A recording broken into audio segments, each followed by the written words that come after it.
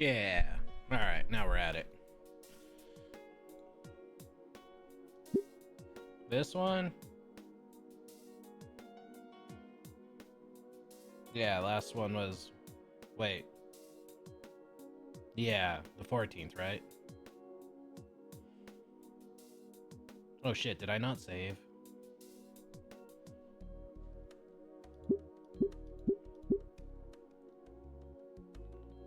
Oh, so auto... Shit. 15th. 20, 20... 26? Hopefully that's it. Alright. Because the last was October 15th was when I played. Oh boy. Alright. Alright, there we go. That's right. Yeah. I need to turn that down on my end. Alright. Continuing game replay. Going for ending 4. Which, speaking of, let's just get this up. My cheat sheet. Yeah, that's right. I'm cheating. I got the one ending that made me sad. Now I want to get the one ending that'll make me feel good. Yeah.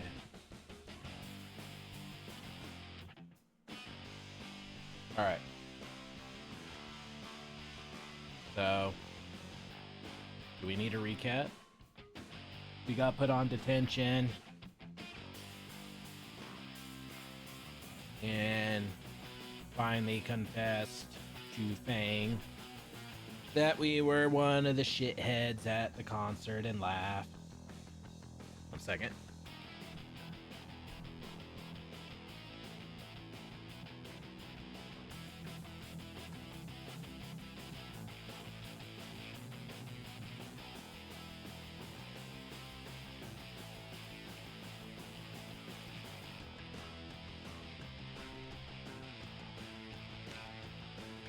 Okay, now we're at it.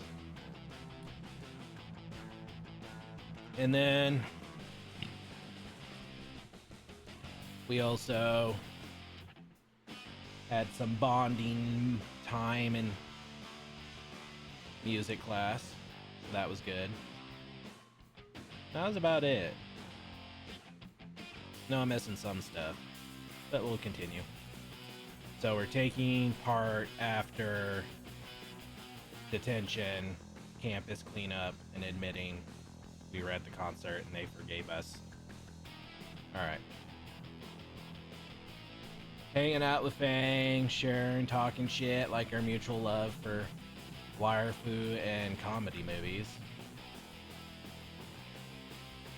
We are both ventriloquists. We are both ventriloquists and we practice every day. He carries a basket. He carries a paper roll. And we don't have sis, but there's one thing that's for sure, my friends. We are ventriloquists. Almost every day now, I'm either at her desk helping her in science or working on a lab with her. Or she sat next to me decrypting the mystical arts of not sucking at music. I'm talking more with her than anyone I've ever talked with. Yeah. Not to mention lunch and after school. It's less hiding from the tangerine tyrant and Nazer these days, and more time spending time with Fang and Reed. Oh, you didn't include Trish. Even if he's constantly checked out. And smells of burnt skunk. Hey, now that. The fuck is he on anyways? It's Carf, bro. Carfe, bro. Whatever. What? Or fentanyl. Whatever. Fang and the gang are pretty alright. Trish, though, every day she gives me the same look of distrust and put upon sigh. As if I'm some kind of chore to deal with. Whatever. Not like it matters in the long run.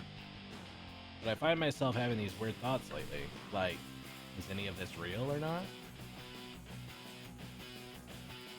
I tumble backwards. Off the stage. Smack. Whoa. Ow.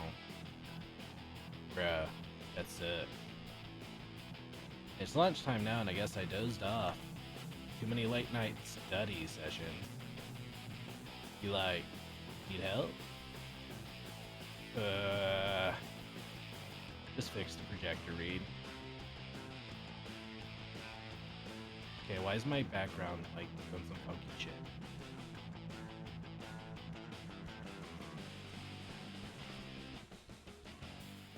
Oh, did I just do a safety check in the back?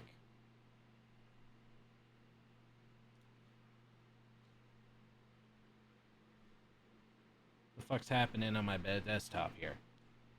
Getting some funky shit going on.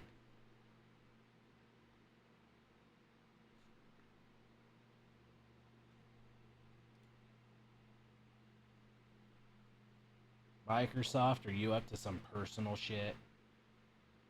Quit Teams. Thank you.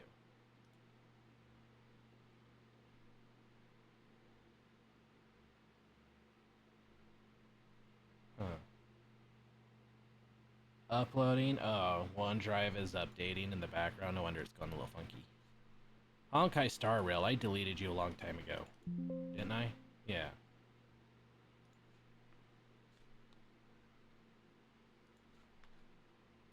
You go and trash. That's right, viewer. You need to listen to me do my background cleanup. Alright, I hobbled to my feet, feeling out the bruise blossoming on my shoulder. Ugh, stupid fucking stage. I consider jumping back up, but find the stairs more appealing.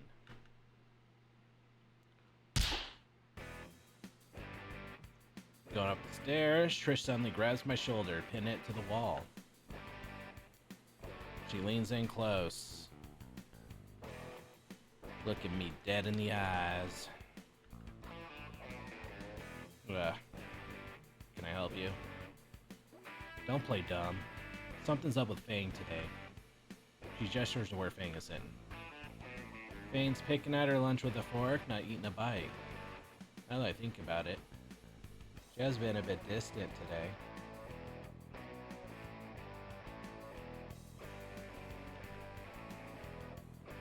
They've been like this since band practice yesterday. Wait, what? Did you do something to them? Do something? What does she mean? She doesn't think Fang and I... Boy. What? No, I don't think at least. Are you so concerned? Everyone has a bad day every now and then, right? Fang and I have been friends for 10 years now. Not once have I seen them this upset. You're the only new thing around here. It can't be anyone else. So, what did you do? I swear I haven't done anything with Fang. Look, if you've got music next, I'll ask Fang what's up then.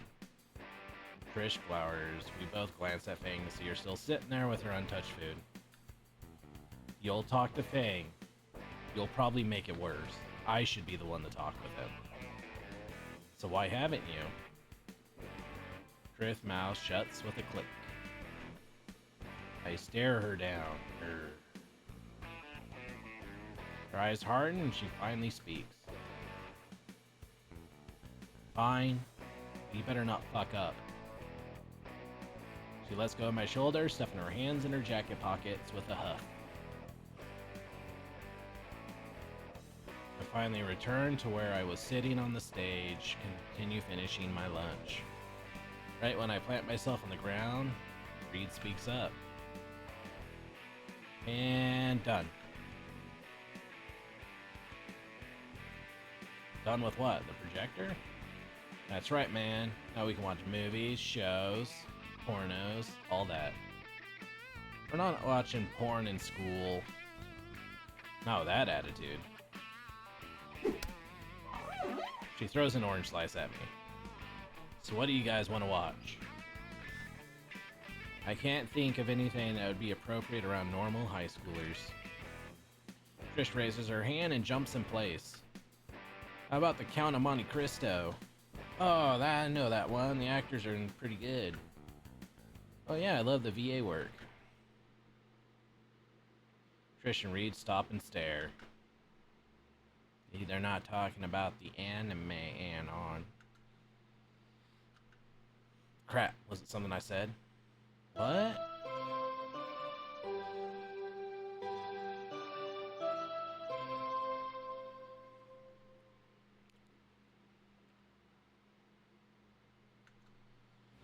Sit by the bell. I looked at Fang and... Oh. When did she leave? Oh, Fang left already. I'll go catch up with her. Bye. I make record time out of the auditorium, leaving a still confused Trish and Reed.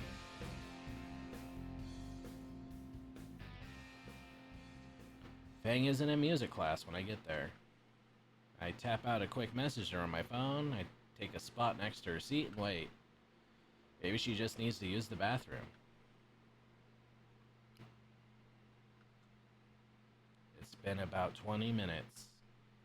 I'm starting to get worried. Something's up with Fang today. I look at my phone and the messages I sent her way just before class started. Hey, wanna talk? Still unseen. You better not fuck up. God damn it. Mr. Jingo, I need to use the bathroom.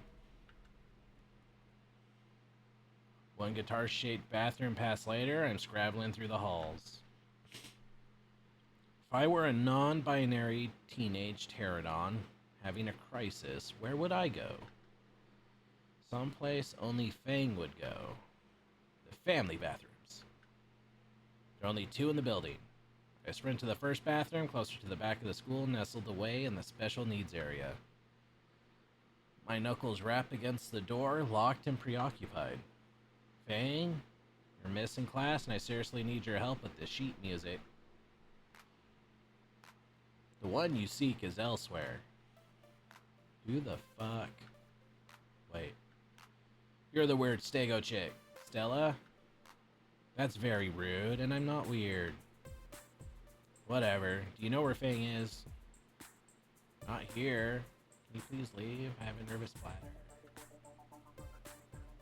I turn away from the door and sprint to the front of the school where the other bathroom is. It's while I'm moving briskly through the empty corridors of the school, an untuned guitar in hand, that I find divine providence. Or rather, the feathers floating by the window provide me the clue I need. I look out the window, and while I can't look up to see for sure, the shadow that she is casting on the ground below is enough verification required. My feet climb the steps easily, but my mind is ill at ease. The hell is wrong with me right now? Why do I feel anxious right now? What did you do? What if I did do something?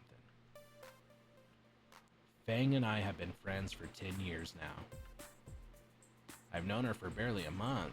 Why is it my problem to fix? Not once have I seen them this upset. I can't stop gnawing the feeling in my chest. I'm at the door to the roof now. It's shut. By the handle, I notice a piece of cardboard tucked between the door and frame, keeping the latch open. Good job, dork. Fang smirks a bit. Damn it all. Fang's problem first, then I can figure out my chest.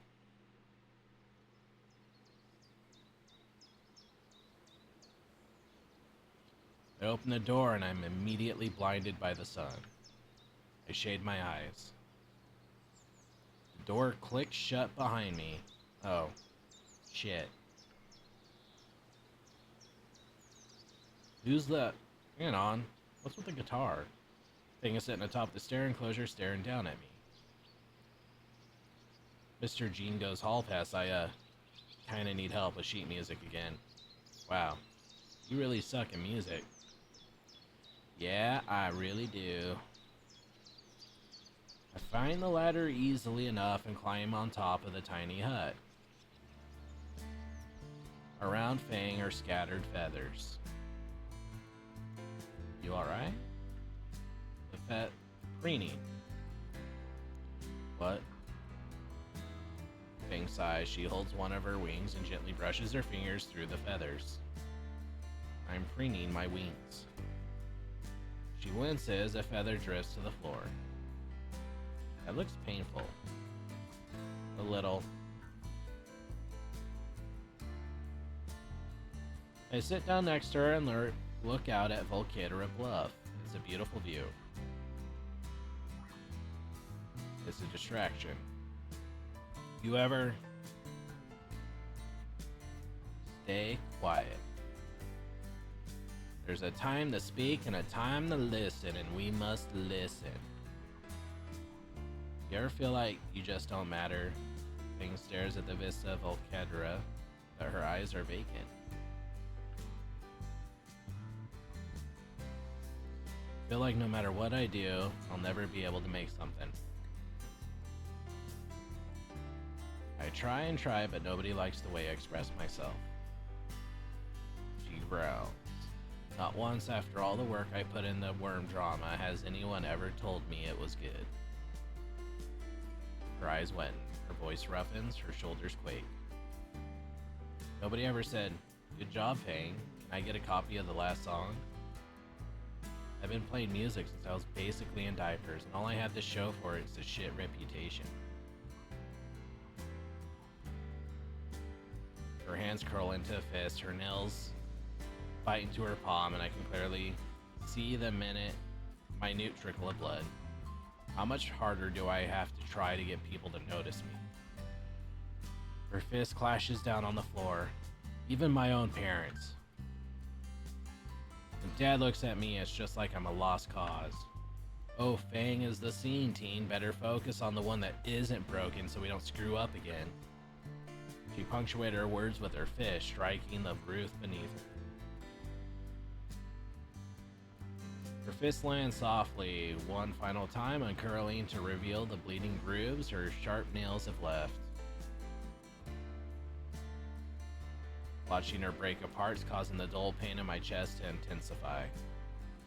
Why can't I be popular like him?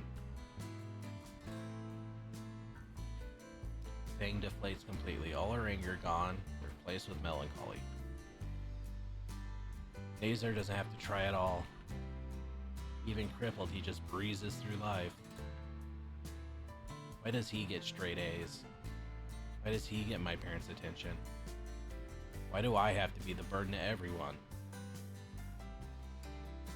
She grabs her knees and buries her face in her lap.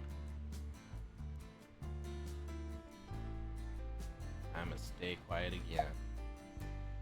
And the worst part is, he can't even hate me. She picks her head up. Rivulets of tears and orange eyeliner run down her cheeks and leave bright stains on her knees. I can tell him to fuck off every day and he'll still be there into the next. As if nothing fucking happened. He's a constant reminder of everything I can't be. He's a goddamn Boy Scout. Little Mr. Perfect. And I'll always be in his fucking shadow.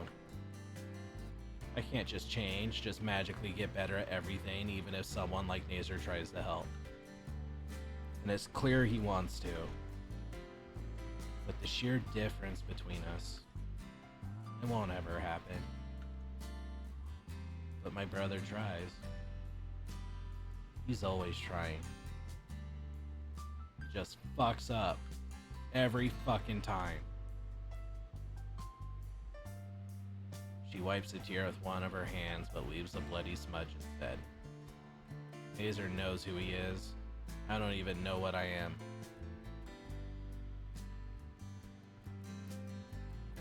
Do I step in now? No. Who am I, damn it? I can only define myself by the things I'm not.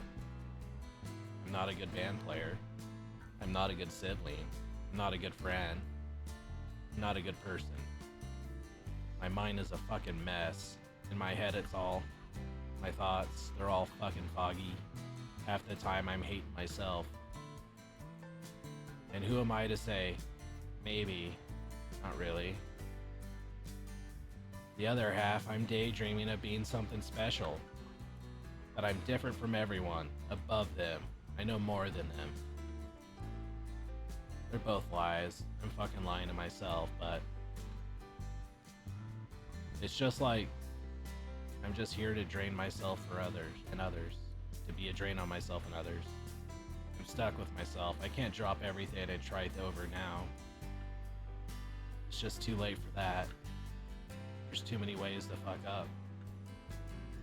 Music is the only thing I've ever been decent at, and even then, she looks to me desperately at a loss for words.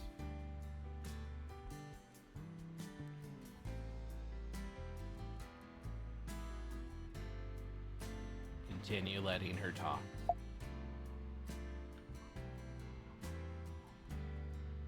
Why won't you say anything? Here I am begging for your help and you haven't said a word. You're always so sure of yourself, yet here you are listening to me in a crisis and you can't say anything? Fang grips my jacket with both hands, digging in. What is it you have that I don't? What is it you want from me? What is it I want from you?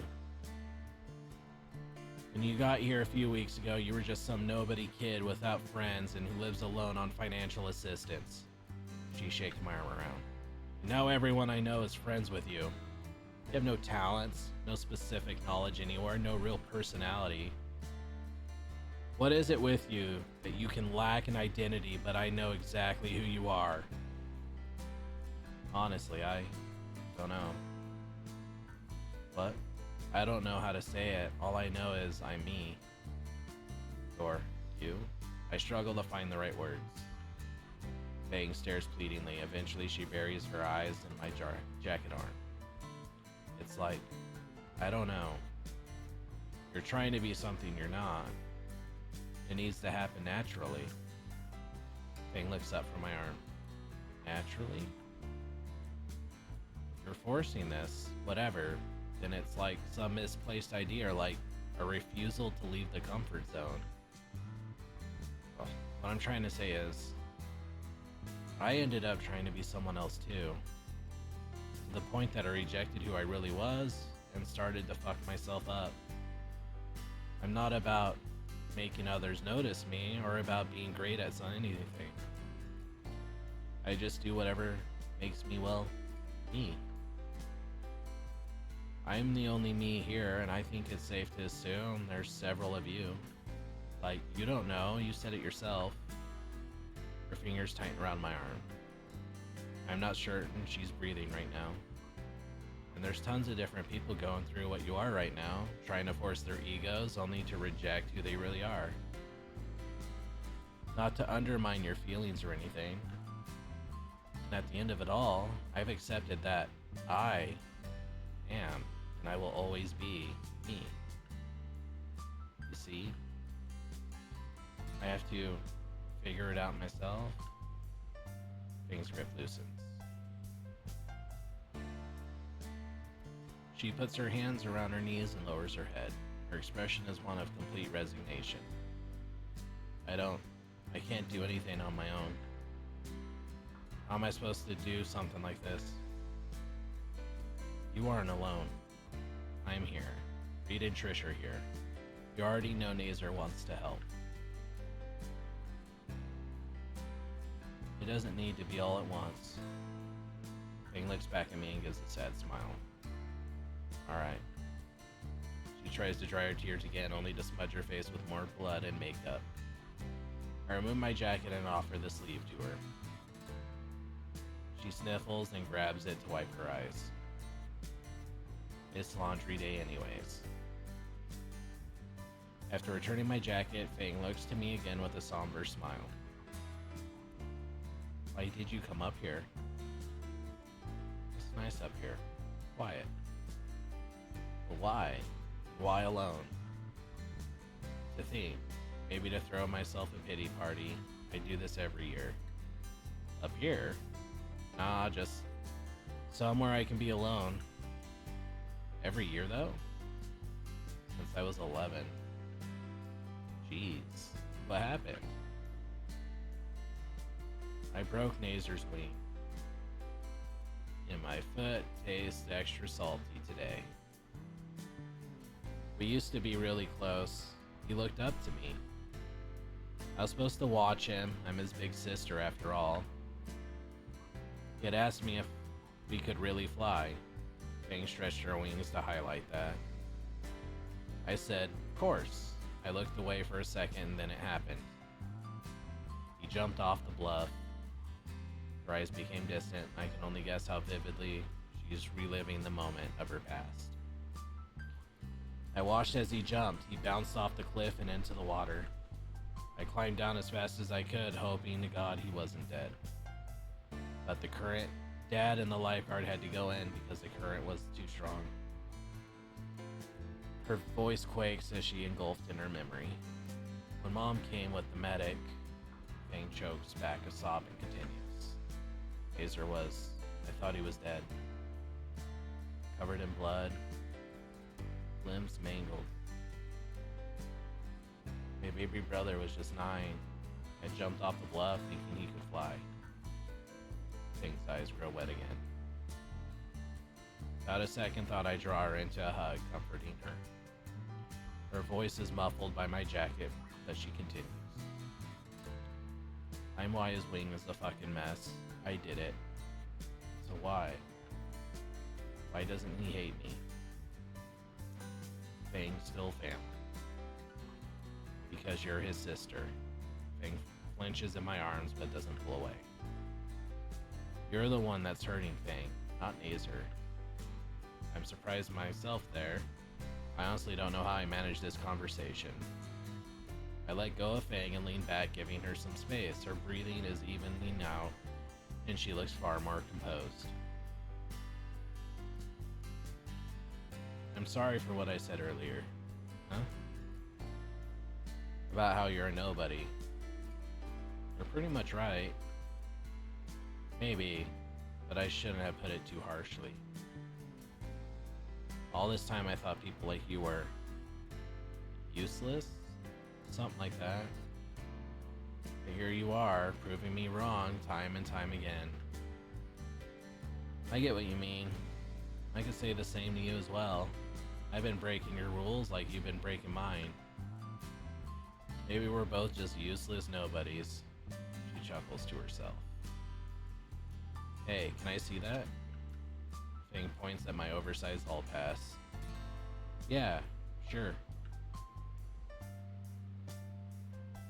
She takes it from my hands, our fingers brushing for a second. She blushes while she handles the acoustic bathroom pass. I think I finally got the tune. She finishes tuning the guitar and tests it with a nod to herself and begins strumming. The rhythm is slow and the tone is soft enough so that her humming blends perfectly with it. I lean back, bobbing my head along to the impromptu music. The streaks from her tears that had once marred her face only help highlight her soft smile now. I hum along now, which causes Fang to giggle. The rhythm is slowing to a crawl. The song is about to end. With the meteor coming soon, everyone's going to die, so I'll say to everyone, goodbye, Volcano High. The lyrics surprise me, but I shrug it off. You ready to get up? Fang nods and wipes her tears one last time with her forearm.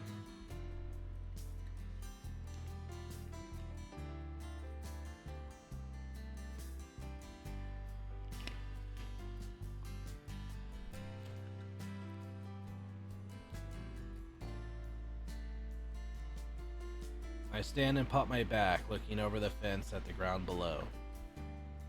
From here I can see the afternoon sun starting to encroach on the skyline of the small coastal town. Turning to Fang, I crouch a bit and extend my hand to her. She moves her bloody hand to take it, but hesitates.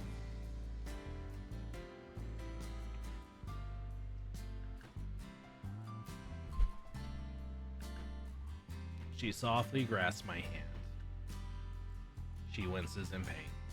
You know, it's strange. I expect the alarms to go off again, but this feels different. More natural. I carefully hoist her to her feet, mindful of her injured palm.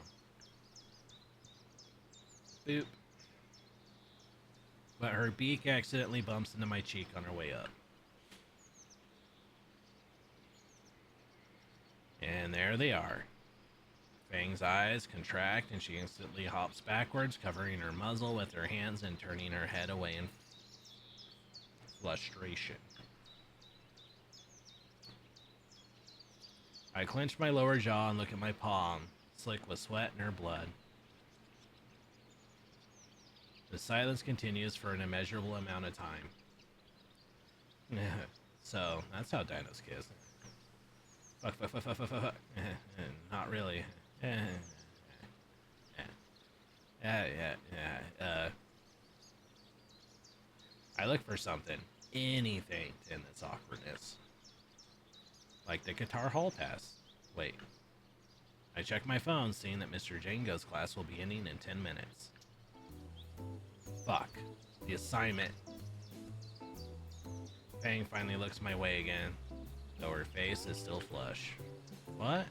Mr. Django's assignment. There's no way in hell I'll be able to do it at home. Fang's hand tries to cover her beak, failing horribly to contain her giggles. God, you really suck at music. I glare at her. Yeah, why don't you just drop it? It's an electric anyway. Because I need to maintain my GPA for college. Because I kinda like it. I blush and look down to the entrance of the roof below us. Maybe I'll help you. Fang hops down, her wings easing her landing. Owe you for the fucking therapy session anyways. Oh, thank fuck. I climb down the ladder. Those wings must be really convenient. Who the fuck is up here?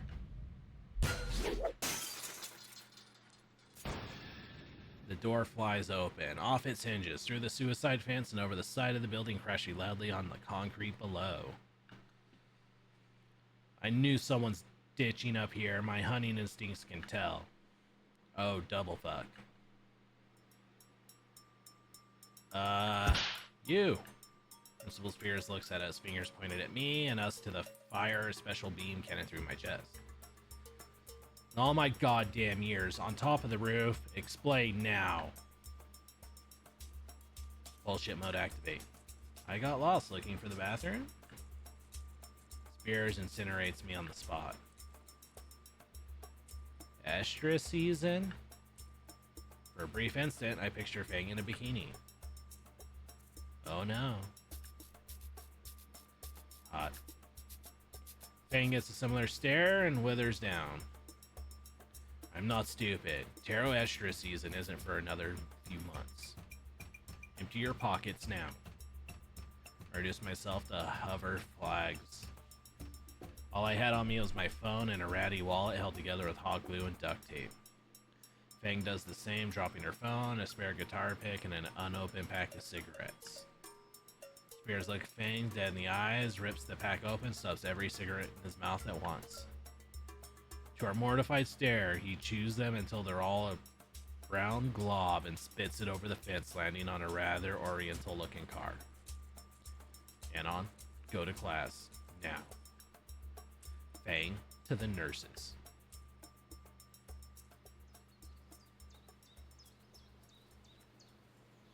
I looked at Fang one last time. She looks a mess. Yeah. Her wings are ragged, feathers misaligned, and clear patches of them missing on one. Stains on her legs from her makeup and tears and blood. Drying blood on her hands, arms, and beak. Eyes puffy and red from crying. But her smile was... I wave her goodbye and wordlessly return to class.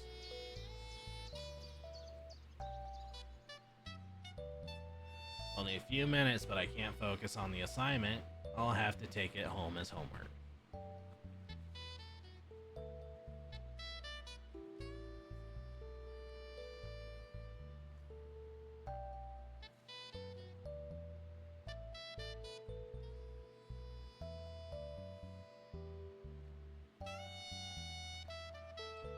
Maybe I'll help you. Give me 1 second here.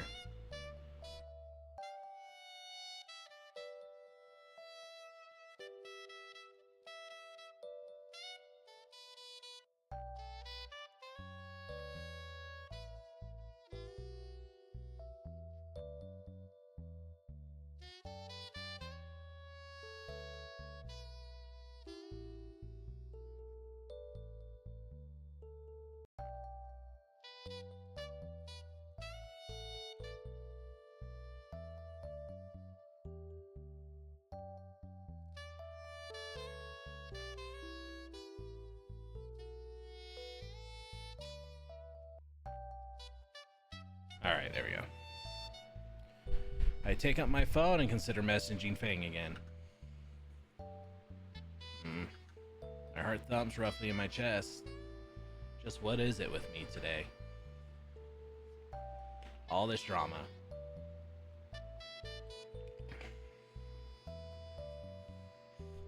When did my life become a soap opera? Even included a dramatic kiss. Shit. Don't be doing that. I look at my hand, her blood now dried and dusty on my palm. Did that count as a kiss? I mean, it was unintentional. She backed off and all.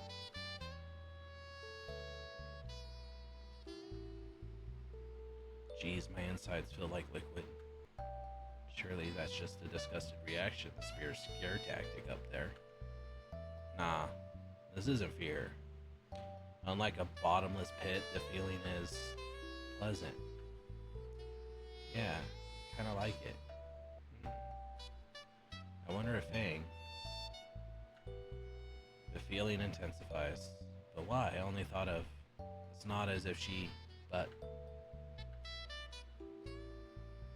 Oh boy. Do I like Fang?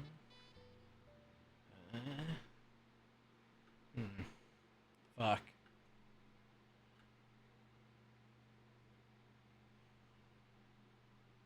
One month later. Damn. I'm laying in bed on a Saturday morning. It's been raining the last few days, so I'm stuck inside. Not like I had any other plans. Forecast says it should clear up later. There's no new games out, my backlog is just the perfect size to fuck that noise. I don't even feel like baiting on a certain basket weaving Polynesian forum. The light of my phone is the only illuminating my hovel at the moment of a home. I scroll through the camera, roll out of boredom. At least that's what I tell myself. Interspersed through various memes and screenshots of homework assignments or picture of Fang she's been sending. Over the last month, I've been included more in Fang's circle of friends. Never imagined I'd have it so many pictures of it. Each one brings a vivid memory to mind, usually an embarrassing one. But some of the other ones, like of me with the rest of the band just enjoying the atmosphere in the auditorium. My perusal through old pictures is interrupted with a text. Looking for a band venue. Don't feel like going alone. You want to come with? Alone? No, shut the fuck up. Alarms. Why alone? Trish has a horn appointment and Rita's, I think it's typing, preoccupied. Dude, like, back to the story. Alright, where are we dropping? You show up at my place in like an hour. Need to go now. Okay. This is fine. I'm just helping a friend of mine find a place to play with her band. A friend I have feelings for. And we're alone. no. I'm gonna butcher the fuck out of that Italian accent again. Alright, just hanging out. Calm down, Anon, calm the fuck down. I boot up my computer and start a gotcha thread on the Taiwanese rum brewing blog site. The soothing replies bring my heartbeat down to an acceptable level. To top it off, I insult the mods and then report my own post so I know they have to see it.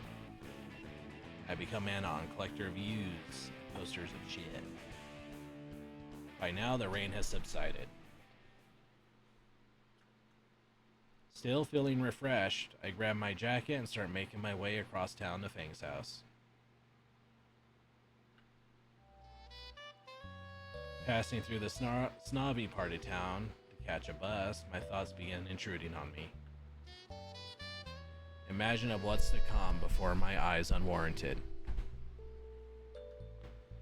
Looking for restaurants, because they're good venues, of course.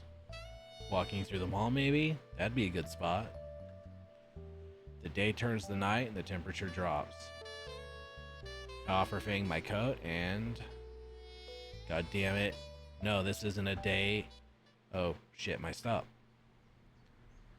I scurry off the bus right as the doors are closing, and I don't forget to thank the driver.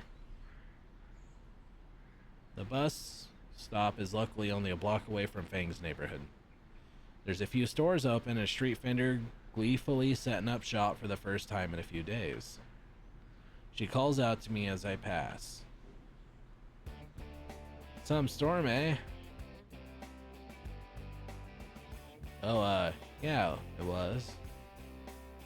People don't usually take the bus here these days. Where you headed? Just over to the suburbs over there. High schooler, taking the bus to the suburbs on a Saturday. You're going to see a girl, ain't ya? I mean, I am, but it isn't like that, you know? Come on, you can't fool me. At any rate, why not pick up a few dogs to impress her? We got ice cream too. She's an herbie. Maybe later. I'll keep it in mind. I turn to leave, but behind me I hear the vendor mutter to herself. Ought to be young and in love. I pick up the pace.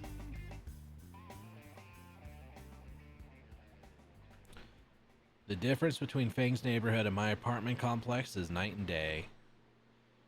The smell of burnt tires doesn't hang in the air. Instead, it's a mix of cedar and wet pavement. The knife in my pocket feels excessive as an officer's car passes by. I suppose to someone who's lived here it would seem normal, but to someone from bumfuck nowhere, the suburb felt decadent. Fang's home is easy enough to find thanks to Google Maps images. It's nice. Very nice, actually. 2 stories tall with an expensive, if kinda scraped up sports car in the driveway. I approach the home, careful to hop up the spread stones that make up the walkway in fear of trampling the well-manicured yard. At last, I'm at my destination. Fuck. I stand frozen on the white porch now with the front door before me like the ramparts of a castle. Am I supposed to knock, or just text her that I'm here? Crap. I've never done anything like this before. Go with a friend to find a venue for a band, that is.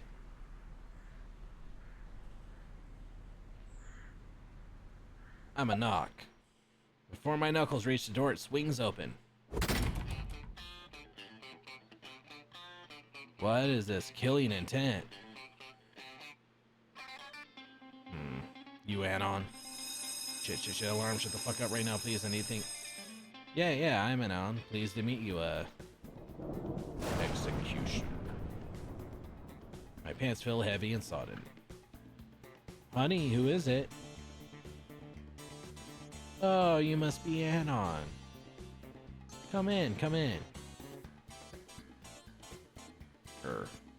Daddy doesn't like that. The petite tarot matriarch drags me into her abode. I could see the patriarch's jaw clench as Fang's mother pushed me into the comfiest couch to ever exist. Oh, you must forgive my little Lucy. She's still getting ready for your date. Oh god, I can feel the iron sights on my back.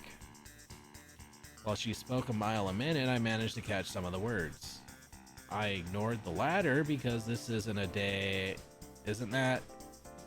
But, oh, it's, no trouble, ma'am. But, I thought her name was Fang.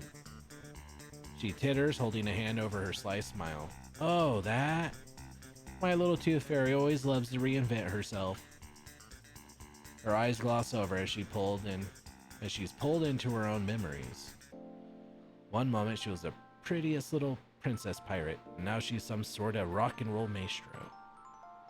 The imagination she has. Sup, buddy?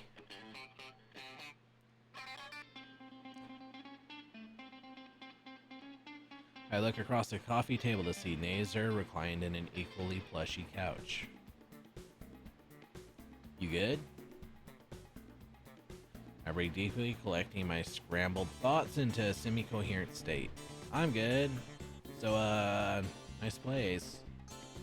I looked at the walls of the room. With the little white I could see wasn't covered by the myriad of family photos.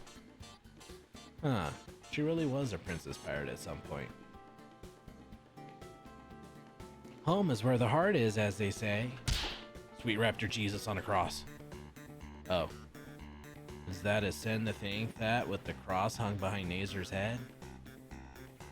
I look back to see the cream queen of the Kremlin, a tray of the smallest cups I've ever seen in her arms.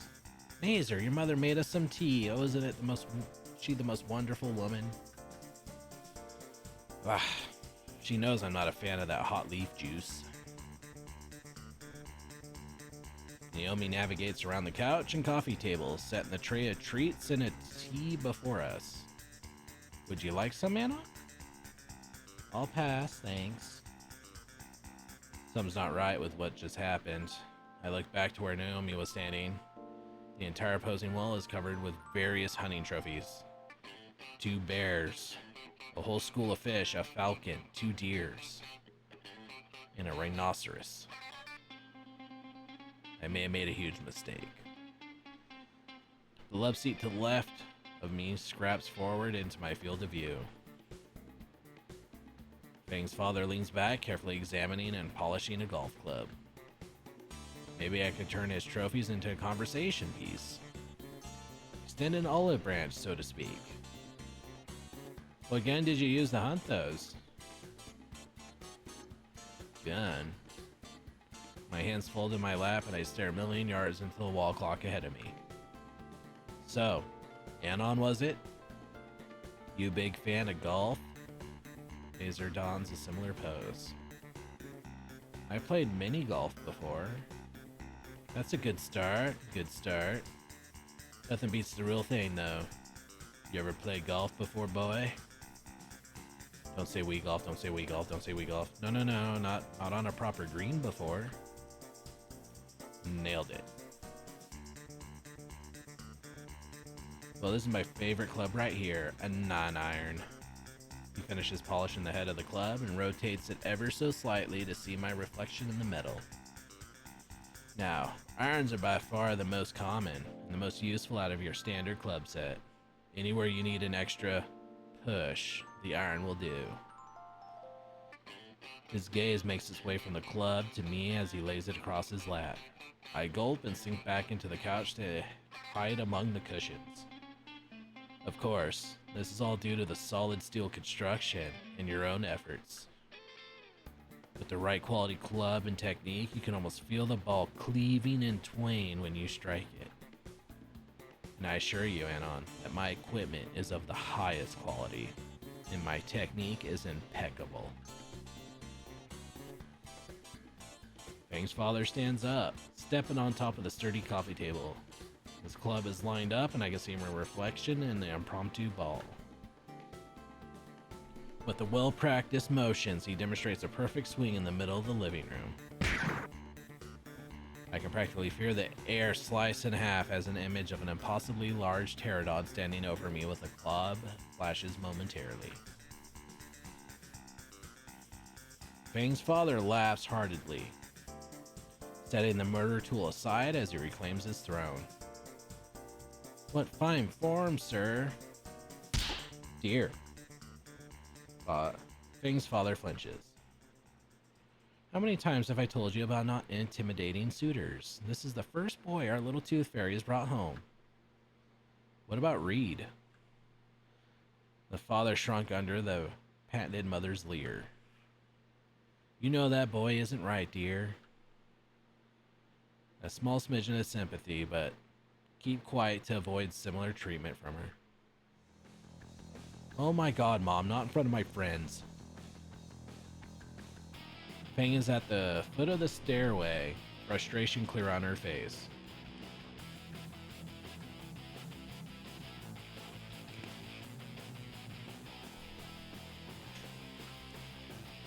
I look to Fang with hands clasped together, silently pleading. Oh, are you ready for the date now? I lurch in my seat at that. We're just... No, we need to find a venue. Just you two, though? Oh god, no. Please, Raptor Jesus. I promise I'll sacrifice a goat if you in this. Why don't we have a double date, then? God, why have you abandoned me? Buddha, be a bro. I agree. Nazer and Naomi can accompany you. I am going to personally commit mass to deicide. I agree. He looks me dead in the eyes. More people means you're less likely to do something reckless, after all. I don't know. I don't think Fang would appreciate. Fang's father puts his arm around Nazer's shoulders and pulls him aside. You'd love going with your brother, right, Fang? Absolutely not. I am perfectly able to find somewhere to play without anyone's help, especially his. Come now, how many opportunities in your youth will you get to spend time all together like this? Hopefully none. Aw, but you used to always spend time with little Nazer. Her eyes gloss over again. Like all those times you used to bathe together. Mom! Fang's father gives a loud pat on Nazer's back and returns to the conversation. Yes, I think a group date is an excellent idea. We should all go together. Nazer shaking like a leaf in a monsoon in the middle of an earthquake with a meteor hanging overhead. It's not happening. It is. Fang in her deadlock eyes. The tension in the room mounts as the stare down draws on. The moment, long eternity, finally ends though. Eventually Fang flops her head back in defeat. Fine. Let's just get out of here, Anon. Gladly. Naomi gives a little cheer and tugs the still catatonic Nazer by the arm out the door. I give a polite goodbye to Fang's mother. I extend a hand to Fang's father, and the 8 bones on my palm are squeezed together, being ground in the dust under the immense strength. The 5 bones joining my fingers to my palm threaten to splinter from the powerful grip. The rest of my bones in my hand try to separate from the vicious shake that Fang's father ends it with. By the time I get outside, everyone else is getting into the fancy beat-up car from before. Guess it's Nazer's. Come on now. Come on, Nazer. The day's still young. Nazer, still mentally fried, is being goaded by Naomi into driving to the city. Eventually, we robotically enter the driver's seat. Naomi ecstatically shoots into the shotgun seat. Fang and I take the back seats. Now that we're getting this shit show on the road, I should probably clarify with Fang about precisely what sort of venue she wants. The split second I move my hand towards Fang, the ass Nazer chucks his jacket between us with lightning speed. Whoops, look out back there. The look of pants-shitting fear on his face betrays his jovial tone. Poor guy. Anyways, Fang, she looks over. What sort of place are we supposed to be looking for? Fang looks away for a minute with a finger under the end of her beak. Is that supposed to be a thinking pose? Some wide open space where people can stand or sit, preferably with a mosh pit. Oh, I know lots of places like that. Where? They're at the Goldfern Galleria in the downtown shopping district. No. Why ever not? I'm not going to play around the ritzy area. There are more stuck-up assholes there than at school. Naomi shrugs and turns back to Nazer. In that case, we should just park in the middle of the city and work our way around. Sure. That's fine. What do you think, Anon? I look at Fang. She's preoccupied with watching the buildings fly past us. I shrug. Alright then, to the city we go. Naomi turns the radio on, shattering my ears with the most nauseatingly upbeat love song on max volume. I'm left to retch as the song violates my virgin ears with its too cheery tune. In the city proper now, I find myself with a new dilemma. The group slowly makes its way down the sidewalk. Nazer walks ahead and continues to look back at me, his expression anxious and worried. Fang refuses to speak and gives everyone and everything a vicious sneer. Naomi just won't shut the fuck up. Oh, how about here? It's just so spacious and the food is to die for. Oh, I love the restaurant. Maybe we can ask them. Oh, and this place has a nice cafe and they even have a piano. God, this marmalade monster needs to die. Oh my gosh, it's perfect. Naomi stops the ground before a large glass window. Past it's a large open room, sparsely filled with minuscule round tables and... Alright. There's another word we're all learning today.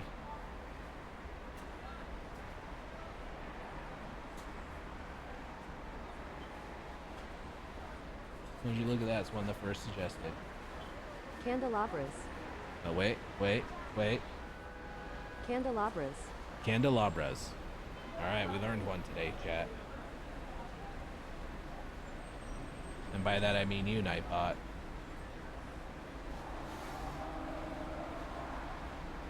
Isn't this a bit too ostentatious? Gaudy? No way, it's wide open. The tables can be arranged to provide ample room for your audience. Fang looks unimpressed. Come on, let's go ask.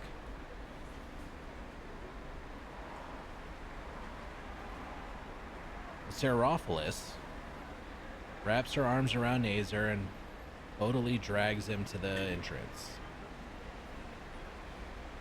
Yeah, I got that one. Fuck me. Shut the fuck up, Ring. $10 we get kicked out. No deal. You're stating an inevitability, not a possibility. We follow behind the pair to find Naomi pestering the Mater for possible arrangements, cringing as the poor man just stares off into the middle distance while Naomi prattles on obliviously. And if possible, could you maybe make a dinner ticket option for... The Mater looks towards us, or rather Fang, and scowls. Our esteemed establishment caters exclusively to those with an appreciation for fine culture, culinary, and otherwise. Might I recommend that you vacate the premises at once, or will you be requiring an escort? Where's my $10? Up your ass, I told you no deal. Nazer tugs a bit at Naomi's arm, and she stomps back to the entrance in a huff with him following. Fang, I've decided this place isn't good enough. Sure. Don't be mad, Naomi. He isn't worth getting upset about. Nah, he's worth it. If it were me, the band And the band, they'd have one less tire on all their cars. Laser raises an eyebrow back to Fang. Fang responds with a smirk and a middle finger.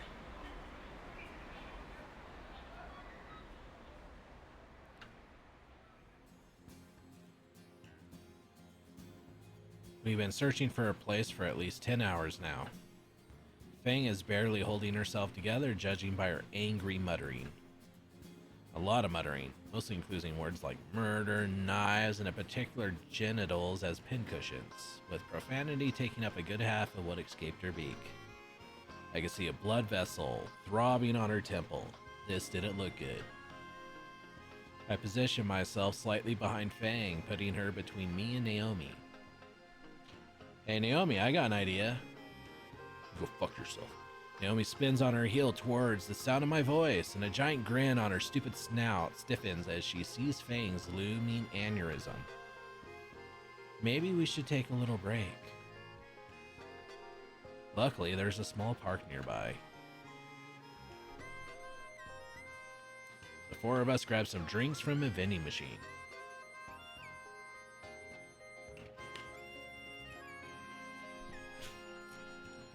Fang and I grab a knockoff brand of soda, Naomi get a bottle of water, and Nazer bought a sports drink. Prime. We're lucky to find an unoccupied picnic table with some shade, because the afternoon sun has turned a cool day into a sweltering one. Thank you, coastal weather. We sit in near silence aside from Nazer's audible chugging of his sports drink. He crushes the bottle in one hand and tosses it into a trash can 5 yards away. Then he looks to us with the smuggest grin to have ever been seen on a beak. Show off. Yes. Great shop, Nazer. Of course it was, babe. Fang mock wrecks into the wretches into the grass. Yeah, that's the word. At any rate, I need to drain the snake. What? Nazer turns and gives a brief wave back to us and makes his way to the public restroom on the other side of the park. Ah, this double entendre, they're always so clever. Fang slaps a hand over her eyes. I need to go too.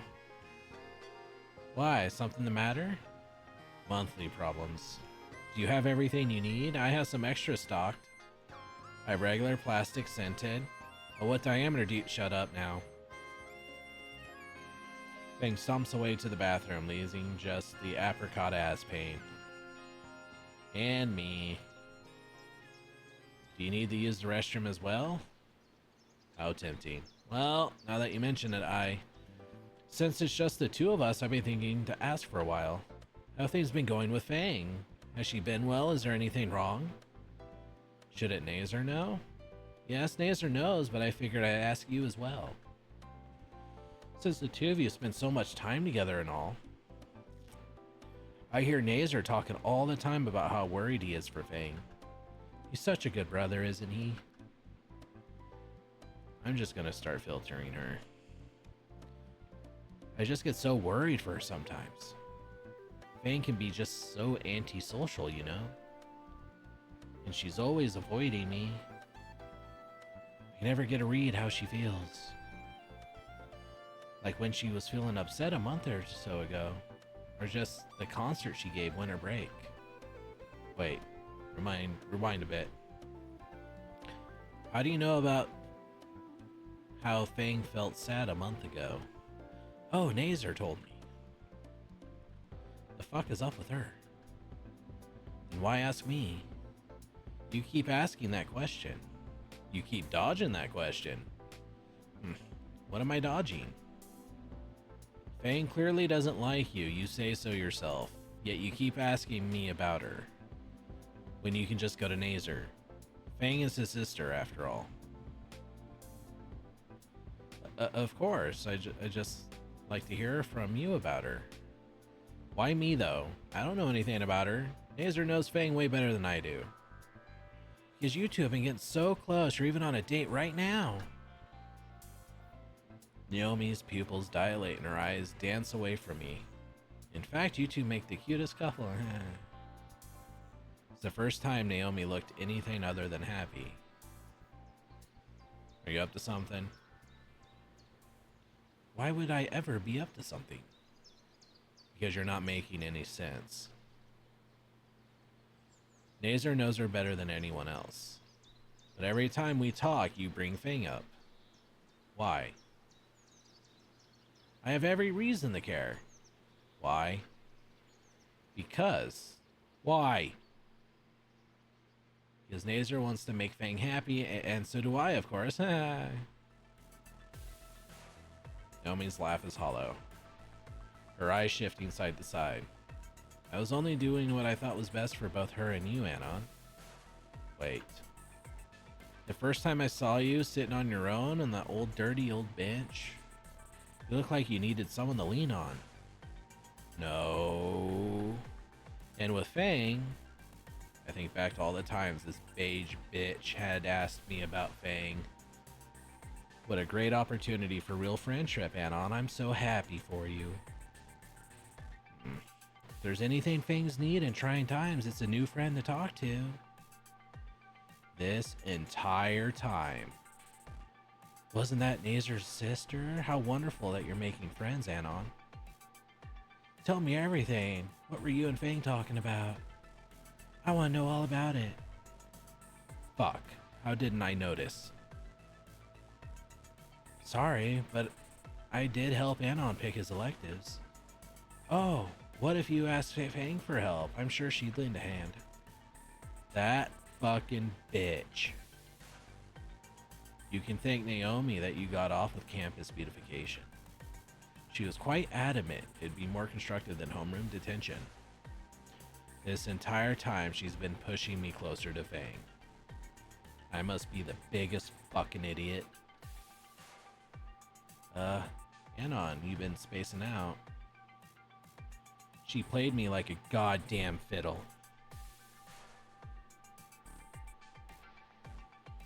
Did I miss something? I looked at Nazer, who's completely clueless to what Naomi has been doing for the past month. Just like I was. What would he do in this situation? He's the Boy Scout here after all. Fitting that moral compass has a literal compass for a head. I'm part of someone else's plan. Nothing I've done in the last several months was a conclusion reached on my own. Are my feeling for Fang also just a tool for Naomi? What do I even do here? I'ma wait for Fang. No. My feelings are real, damn it. They're still real to me. That's my waifu, goddammit. And I want to actually help her. Right now that means helping her find a venue. Even if it means being around the coral cunt. Hey, Naomi, did you know that 13% of public restrooms? Nazer babbles with Naomi while we wait for Fang to return. Alright, I'm done taking a dump or whatever. Let's go. Wait, why do you smell like smoke? I went to Hong Kong for a bit. Let's go. You know you're not supposed to be smoking, Fang. Just drop it, dork. You don't see me bringing up your leopard mankini you have in your closet. Nazer's skin turns a noticeably lighter shade. That the only thing in the closet? Oh, a fucking course not. It's also got this pink. You stop right there. Why don't we continue on now? Naomi is holding a handkerchief to her nose with a prominent splotch of red that's steadily growing. Finally.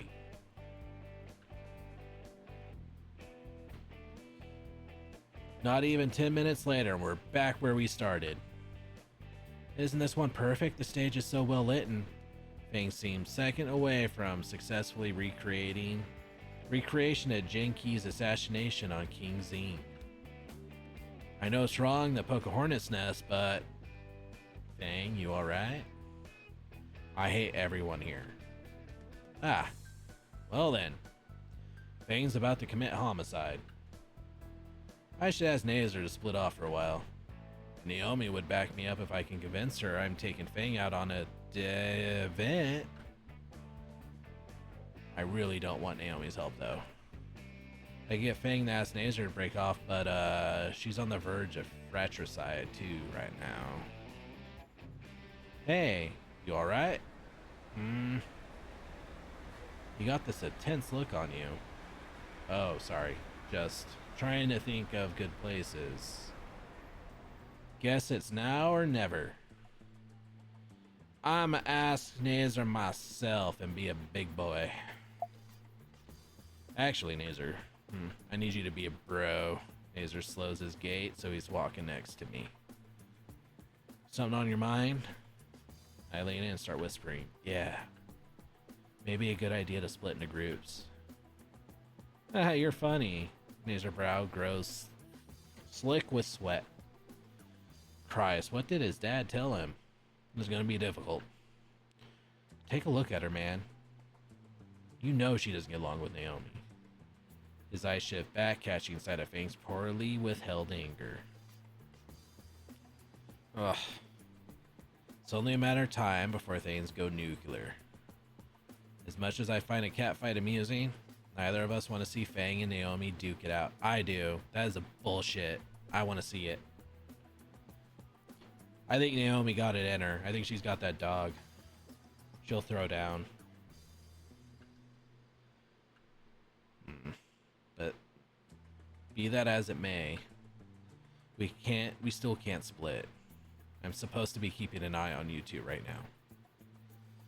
What are you whispering about? Raptor Jesus fuck. Naomi has circled around behind us and pokes her head between Nazer and I. Don't worry about it, babe. And I just want to split the group for a bit.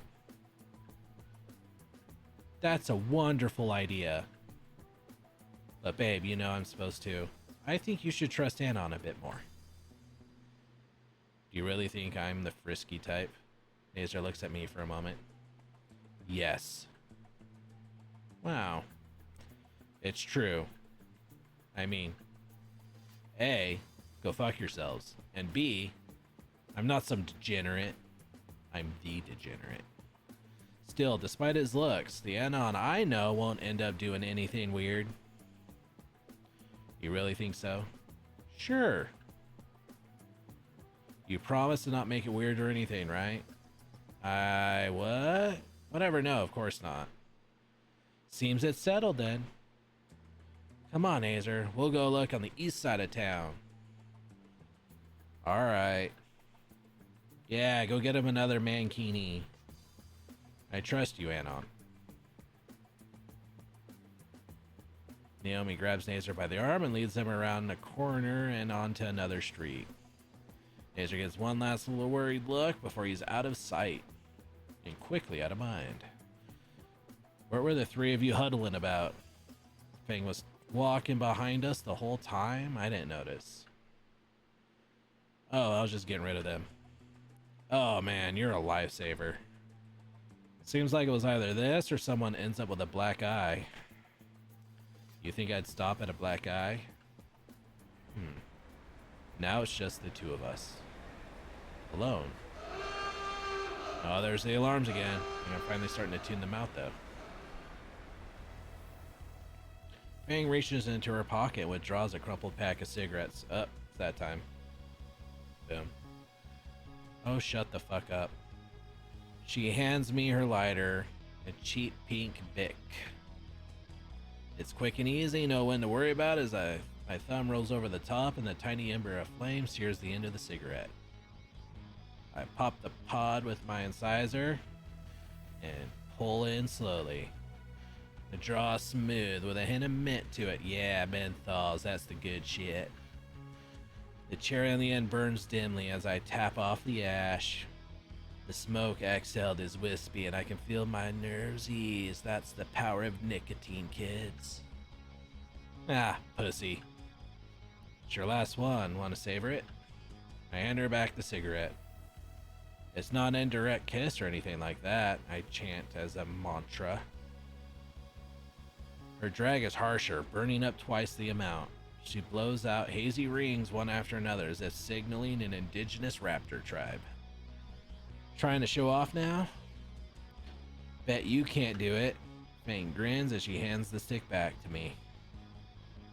You take a lip. Ah, they're using the no-no stuff again. It's still good, man. The filter feels moist between my index and middle knuckles. I bring the smoke back to my lips, trying to ignore the wetness of it. I draw in even more, burning up another quarter of it. I can feel my skin prickle as I exhale a thicker fog. I don't know whether it's because of the nicotine or whose lips I imagine I taste. Fuck. Ah, called it. Yeah, I can't. Fang's tail takes a steady rhythm like a metronome as she takes one last long drag. She blows out a thick cloud and drops the stump on the ground. I stomp on the stub before she can, giving a solid twist and kicking the dead end into the street. So, now what? I think I know where we can look. Please tell me it's not this shitty promenade place. Nah, it's Little True. Where? Little Troden. It's near enough, we can just walk there, Trodon, whatever, yeah. I'll get it one of these days. Why didn't you mention it before? Naomi. Ah. Fang leads the way, navigating us away from the overly expensive part of town. Yeah. Little Trodon is completely unlike the rest of the city. Instead of skyscrapers and glass buildings, the whole place is a series of interconnected alleyways forming a plaza. Mostly booths for scamming vendors, but every now and then an actual building can be seen. Countless salesmen call out to Fang and I. Fang just strides past all of them. Just don't make eye contact. She must know the place. One child runs up and gives me a flower to mark me for pickpockets. I toss it in the nearest bin. Good eye. Living the ass end of this place, I picked up a thing or two. Now backhand him. Back that kid. Crumple him. The two of us check the sparsely located buildings, one by one. I make sure to mark down the foreign swears in a notebook to look up later. Several hours pass as both the sun and the temperature drops. Can't believe we're still looking. These people are usually looking for any way possible to attract customers. Maybe you shouldn't have insulted that one guy. Fuck him. Calling me a meteor dodger. Fucking prick. Still, we must have checked a dozen places by now. But why won't anyone have a band? Her reputation, it does so precede her. Fang's pupils contract. Not this again. Her. You people are all the same, thinking that you have to go off. Fang. What? As you can see, her reputation does precede her. Choke on a platter of cocks. Everyone here knows of her, especially of her family. A full platter, stack high. Oh, it's this goofy bastard. I look at the... What the fuck am I looking at? He's like... Bird... Triceratops, and he's got Mr. Sock Puppet, and then a weird Native American fanny pack. Do not think thoughts you cannot perceive. Reed's uncle, then. The uncle you seek is elsewhere. What? Yes, I know of that, which you, oh so desperately seek. Wait, you know a venue? Where? But first, the ritual that must be conducted. Finally, progress. No way. Tell us. Anything to get away from this guy. We will partake in the ancient humiliation that has slain my entire lineage. A sobriety test. Even my own family, oft in this deadly sport before I was even born. Walking a straight line. The humiliation is diabolical, easing a clutching. or earthly currency, for as long as I can stand hold of it. And to the victorious, my own artifact holding me to this flimsy visage. A phone Roomba. A phone Roomba. Only the finest tool to clean your phone. Here, let me show you its brushy majesty. He feels around his fanny pack.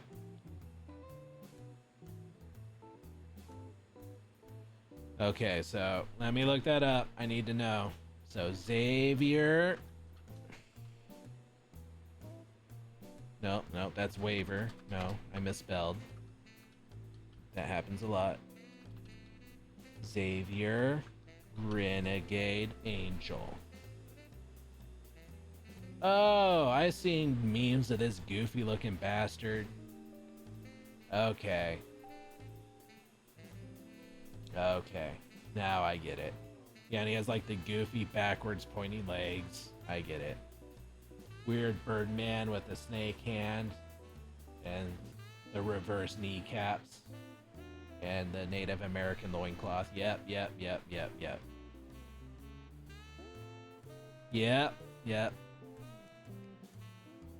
The 4chaners done put a meme in the game. They've been doing that. He feels around his fanny pack for one of the Roombas, then holds his phone out on one hand. He puts the device on and it whirls to life, slowly crossing the screen. When it reaches the edge, it beeps and turns around, making the return trip to where it started. After a few trips, the merchant turns the Roomba off and gives us an expectant leer. I just used my shirt though.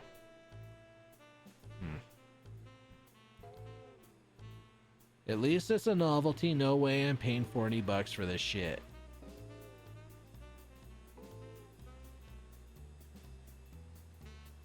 I need to buy it because we need the goddamn venue. I'ma buy it. Fuck it, fine. I slap down the money on Reed's Maybe Family's booth. Very well, the contest is yours, along with this trinket. Head east of this filthy bazaar and you will find your destiny. At Dino Mo's, the pizza chain. You will come to understand my wisdom once you reach it. Fare thee well, seeker of musical amphitheaters. The shopkeeper gives us one last smug wave to us. I motion for Fang to follow and start heading in the direction the shopkeeper showed us. After twisting through the endless maze of merchants and frivolities, Fang finally stops in front of a building. Oh god, I don't want to do the Italian accent. No. We're here.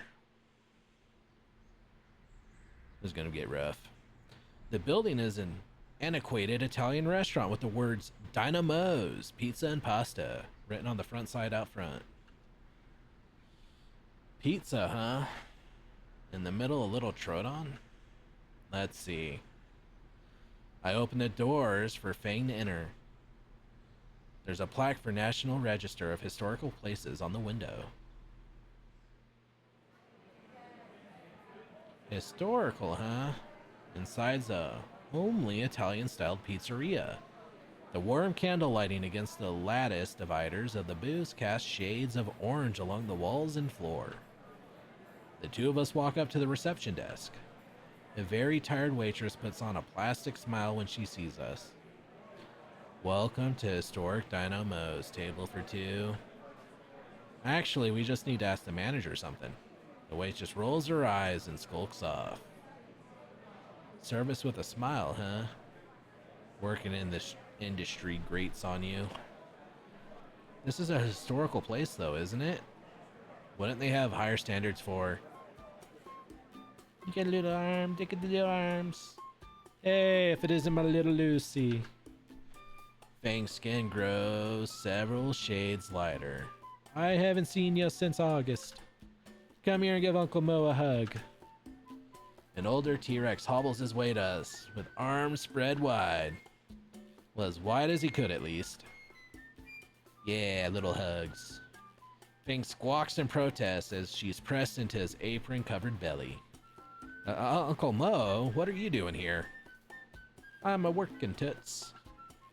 This is my restaurant. Hold up.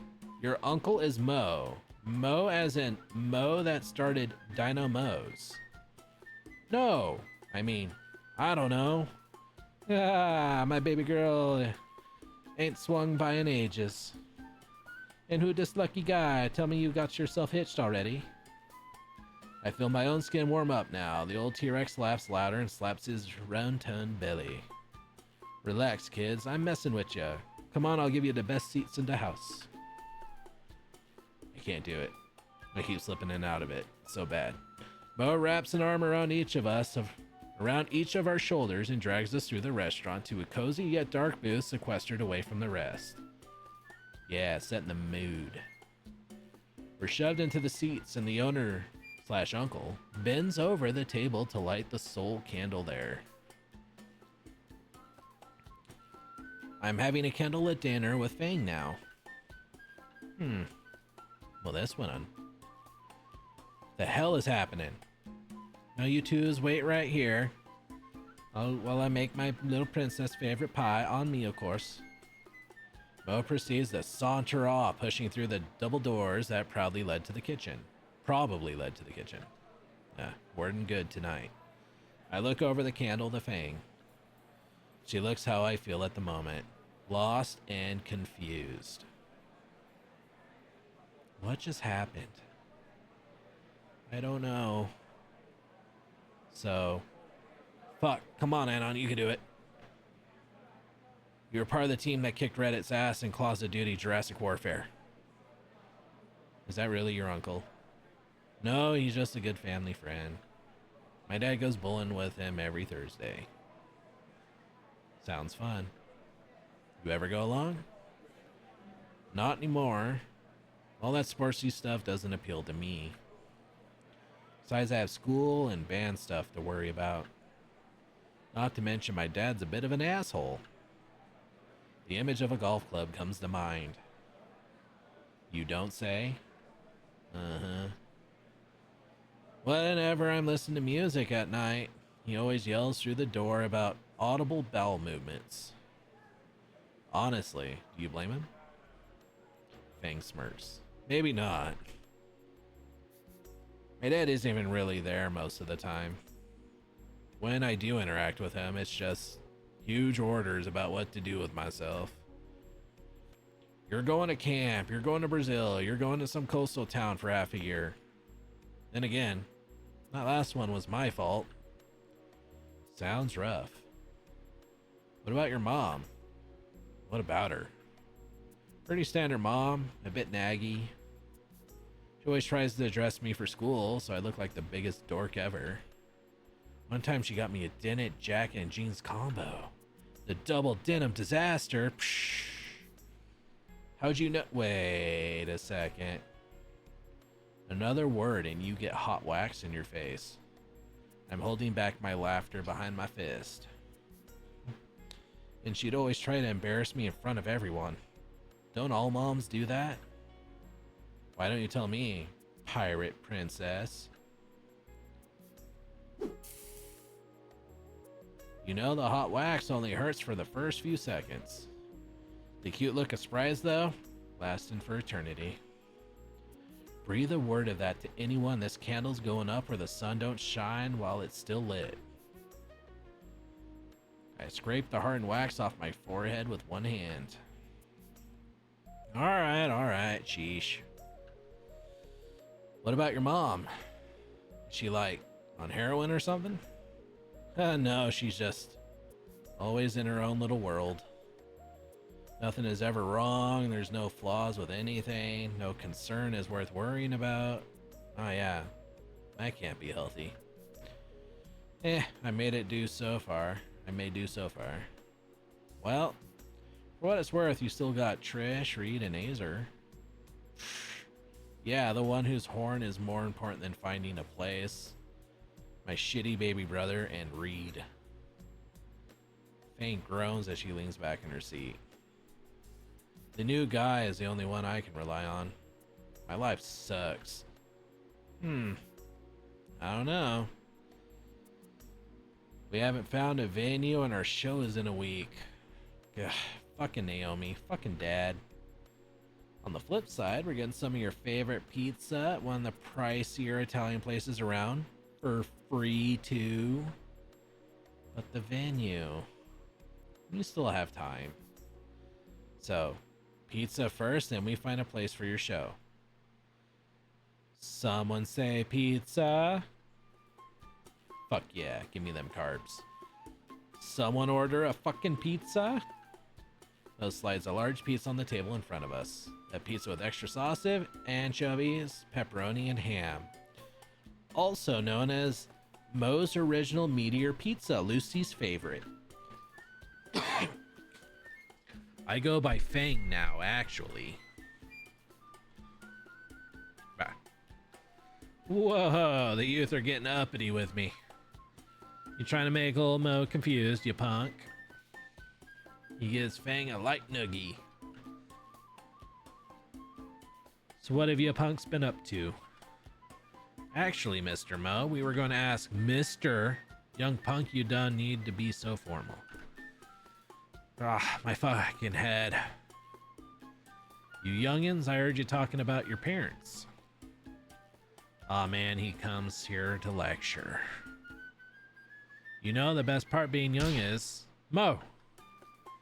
We got Code K on line 1. Mo hangs his head in despair. Old dad thought kids has got a pissed off mother to deal with. Mo stomps away to the reception desk, leaving Fang and the pizza and me. Heh, free food. Fang piles 3 slices on a plate, catching a few of the anchovies before they slide off. Think I'll take one. I'd rather not get heartburn at 18. Man, this place sure is historical for no reason. Even something as ridiculous as this tastes phenomenal. Good thing it's free. I'd be willing to pay premium for this stuff. Kicks comic pizza's ass any day of the week. Really hooks you in, don't it? I didn't realize I was in my own world for a bit. But yeah, it's real good. She's already down 2 slices. Shame I have to limit myself around the good stuff. Fang picks up her last slice, tosses it upwards, and snaps out of the air with 1 bite. Whoa, cool trick. Do you do parties? While she raises her middle finger at the remark, the grin on Fang's face says it's more of humor than malice. You gonna finish that? I look at my half-eaten slice. I guard my hoard with an arm bullock. Mine. Heh. Didn't want it anyway. Mine. I'm quick to finish off my slice to keep it to myself while Fang goes for her 3rd helping. The pizza doesn't last, sadly, as we continue to take slices. Its life is in a matter of minutes, when otherwise I should have committed pasticide in an hour. By the end, I'm satisfied, enjoying the feeling of the itis. Ah, Uncle Mo just knows how to make it. Yeah, your uncle's pretty cool. Fang gets out of her seat, legs unsteady as she fights off the need for a well-needed nap. I'll see you up front. I got a serious need. For real this time. I snicker and nod. Sure, leave me to deal with your uncle. I force myself out of the booth and casually meander to the reception area.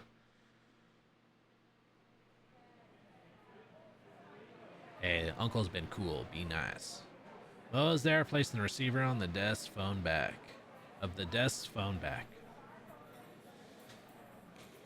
Hey son, you enjoy the meal? Definitely. Feel like I'm a blackout any second. Ah, that's what I like to hear. Glad to make you date then. We aren't... No?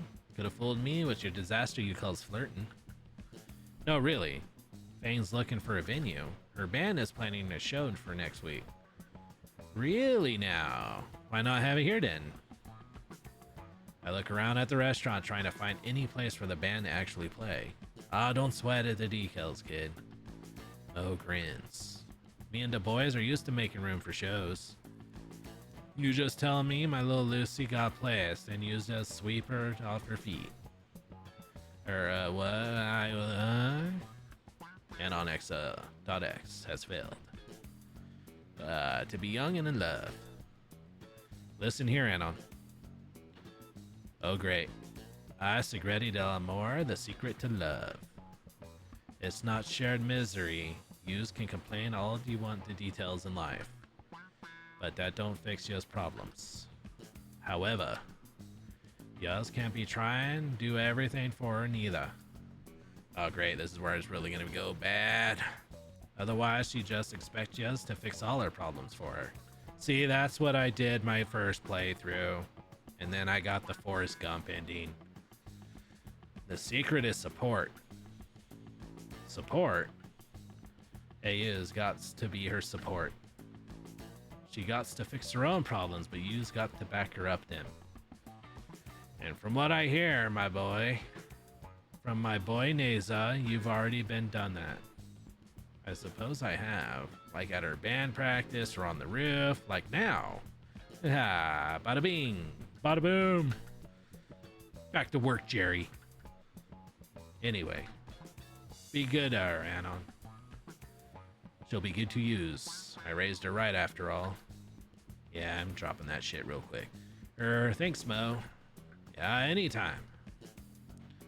I've been hanging around yous fools for too long. I can't just ignore the kitchen anymore, yous know. Give little Lucy my regards, huh? Sure. Mo saunters back to the kitchen. Now that I think about it, how does he cook with those little arms? I look a bit closer. There's several toy claws hanging on a rack just inside the kitchen door. Somehow, I don't think that was something I was supposed to see. He's got the little grabby hands.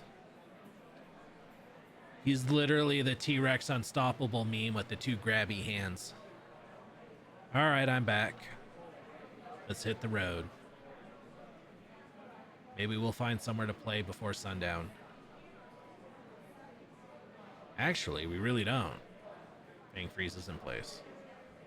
How? Your band sucks. You shouldn't play. Your uncle? You asked Uncle Mo if my band could play? Yeah, he seemed pretty excited about it. You got a stage ready and everything. Fang still isn't moving. Did I do something wrong? It's a blur motion. Yeah! 1 second, Fang looks like she's going to start hyperventilating. Next, it's like I'm wrapped in a blanket of down feathers, being shaken from side to side, with a tinnitus-inducing scream right in my ear. Ah, we got a venue, ah! It's so infectious. My arms reflexively support her, wrapping around below her wings. Fang's arms are wrapped around my shoulders as she clings to me. I feel something warm, soft, and somewhat moist pressed against my cheek. We got a venue, we got a venue, we got a... All movement stops and reality resumes. Fang's wings withdraw from around us. She pulls away until only her hands are on my shoulder. My hands are now at her sides. I can feel her warm scales on my palms. Oh, wow. It's the sound of clapping that causes us to jump apart, faces bright red, and breath rapid. Back at the kitchen door is Mo, clapping loudly with his minuscule arms. Oh, he's doing little baby claps. Yeah. I suppose we, call Nazer? Yeah, and tell him, right? Totally. Worm Drama's got a venue. Fang smiles softly and nods. Good thing Naomi put Nazer's number in my phone. Even though I didn't ask for it. The tone rings twice. Yes? Hey Nazer, hold on, I'll put you on speaker. Go ahead. Mission accomplished, we got a venue set up. Oh, they did? That's great. Yeah, we're at Dynamo's in Little Troden. Cool. I'll bring the NASCAR over in a jiffy. I'm gonna punch him. You sure you want us to get you now? Now that you have the business out of the way, you and Fang can do something fun. You know? It may not be such a bad idea. Even if it's an idea from the Orchid Oppressor. Good lord, I'm never gonna be able to play golf again. I'll pass. It's getting pretty dark. Aw. Alright, stay put. We'll be there soon. Alright, see you. All's left to wait a few minutes for the ride to get here. Fang is sitting on a bench in front of one of the restaurant windows. She's humming to herself and her tail is drumming Eurobeat on the bench. I take a seat next to her. By now, the plaza has cooled down. Most shops have closed, and the only people still out are returning home after a long day. The two of us sit in companionable silence, save for Fang's humming and tail drumming. Her mood is contagious, and soon enough, I'm humming with her. I already know the song. It's from the roof. Except more happy. This scene is great. Just Fang and I on a bench, waiting in the sunlight in the middle of a deserted plaza. Taking the moment in, I almost don't notice Fang scooting closer to me. Aw, having a moment.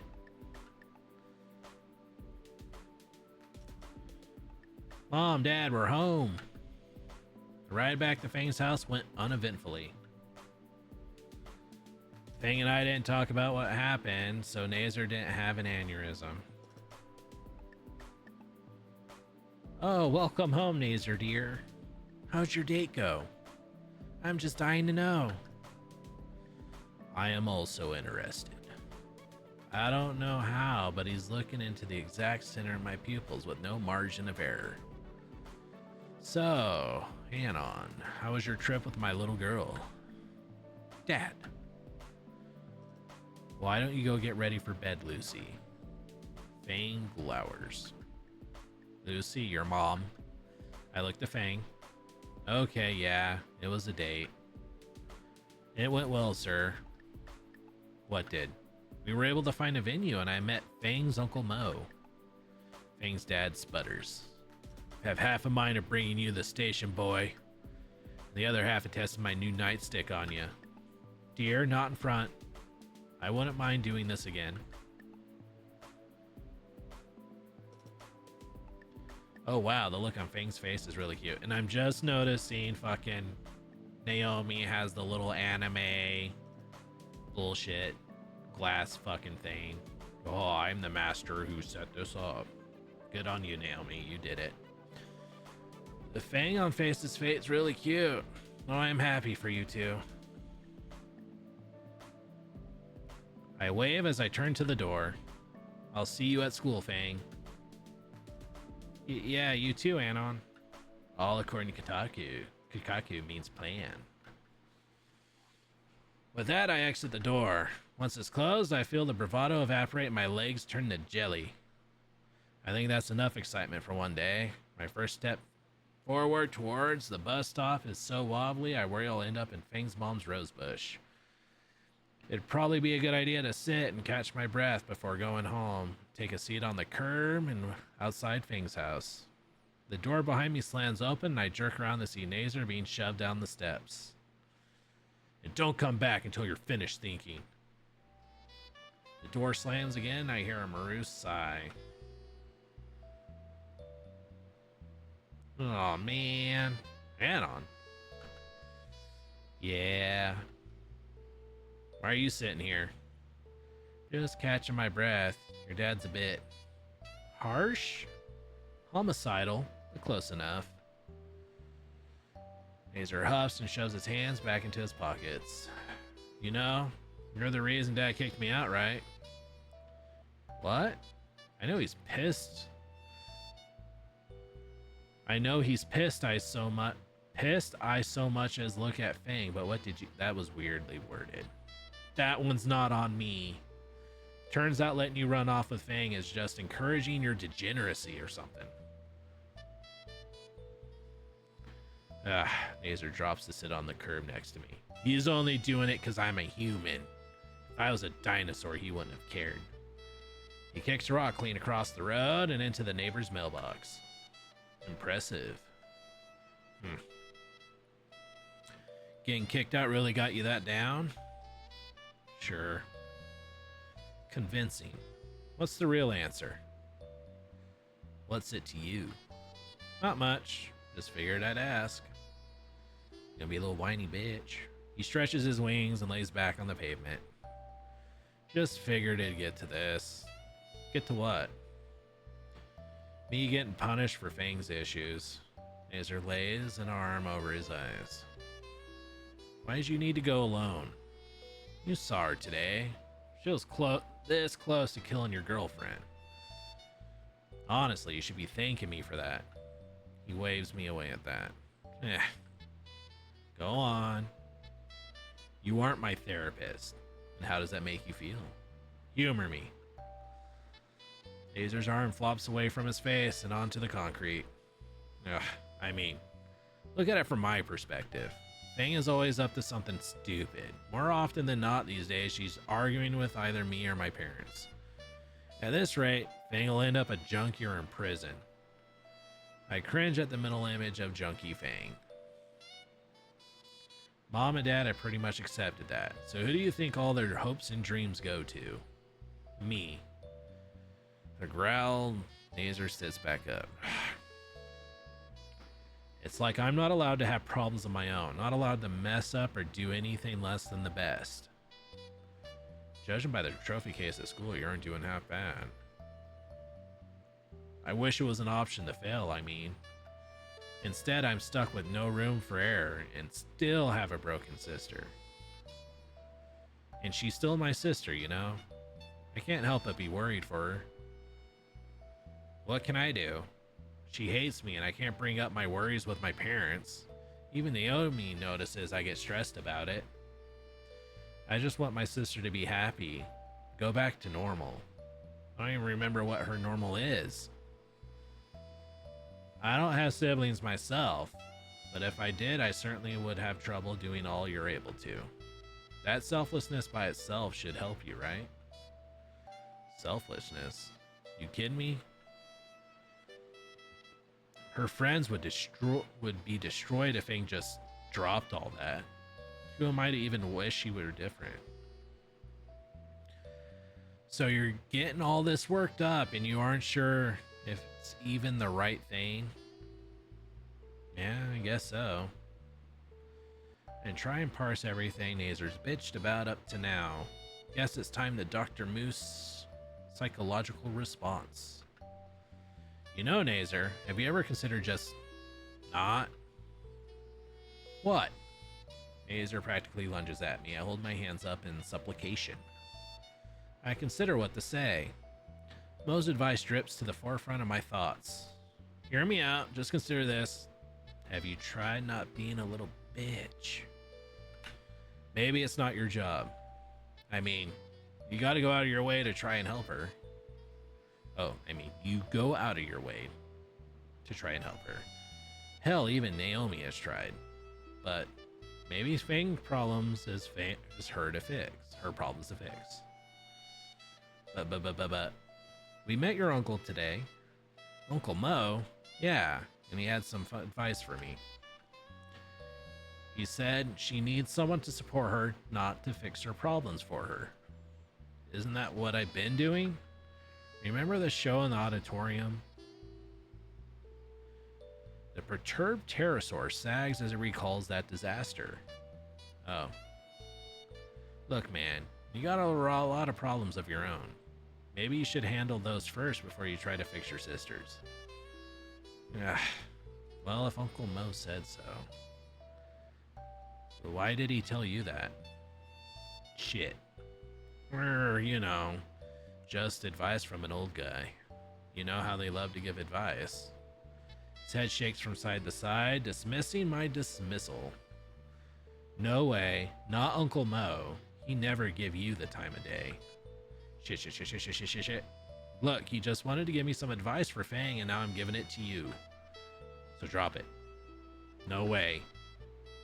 Advice for Fang, saying it was a date. Do you like my sister? I wasn't the one to call it a that. Explains a lot. Shit. But I didn't. Oh god, what would Dad think of the kids? What the fuck? Hell, if Dad finds out at all... Nazer. He pauses, the look of shocked disdain still stuck on his face. At this point, it seems like you just want to be stressed. Maybe I do like your sister. Sure, she's rude, violent, maybe a bit bipolar. She's impressionable, self-centered, stubborn, the list goes on. Are you looking to taste some concrete? But beyond all that, there's more to her. Like her passion, Nazer. She adores music, adores playing music. And she has these moments where I can see the softer side of her. The pop of knuckles from Nazer tells me I should rephrase that. I mean, it feels like I've gotten to see a side of Fang that she hasn't shown anyone else. A side that's willing to give a loser like me the time of day. And that's enough? I don't know, man. This is all uncharted territory. Like, how did you and Naomi get together? That is a very long story. How long? About 2 school semesters, 30 track meets, and a school election. So, about a paperback book then? Sure, why not? Nazer hums and reclines back onto the pavement. Sheesh. How do we end up talking about our love lives? Speak for yourself, man. I know fuck all about this. And you think I do? Naomi is the one that makes all the plans and stuff. Seems like she does that a lot. Just the way she is. Anyway, I think Dad's had enough time and beer to cool down. How long has it been? About an hour, I think. Wait. I swiftly redraw my phone to check the time. Oh, fuck, I'm gonna miss the last bus. I can give you a lift. And let you find out I live in the shittiest part of town? Nah, it's fine. If I run, I can make it. Well, don't let me keep you. I'll catch you at school. Yeah, sure thing. And for what it's worth, you're not like the monkeys we hear about all the time on Dino News Network. That was mean. The kind that hang around this part of town called Skin Row, you know? Just gonna ignore that. Quick, punch him in his bigoted face. Thanks for sticking around a bit. It's nice to finally be able to tell someone all that. I wave Nazer goodbye as I get up and I start jogging for the bus. Kia's car. I'm mentally fatigued about everything that happened today. I check my phone for the time. I open up the browser and a familiar Sudatin sword swallowing art. Okay. Can't say that word. Guess who just got back from a perfect date? That's a no-no word. 12 replies from a single post. I think that's a new record for me. Good job, dipshit. 1 week later. All right. It's time to hit the old bed. Got work. All right. This time I'll remember. Boom. Got it saved. All right. That's for it. Thanks for hanging out. I don't know how to say your name. Jafambin. J Fabin. Oh. I'll probably be on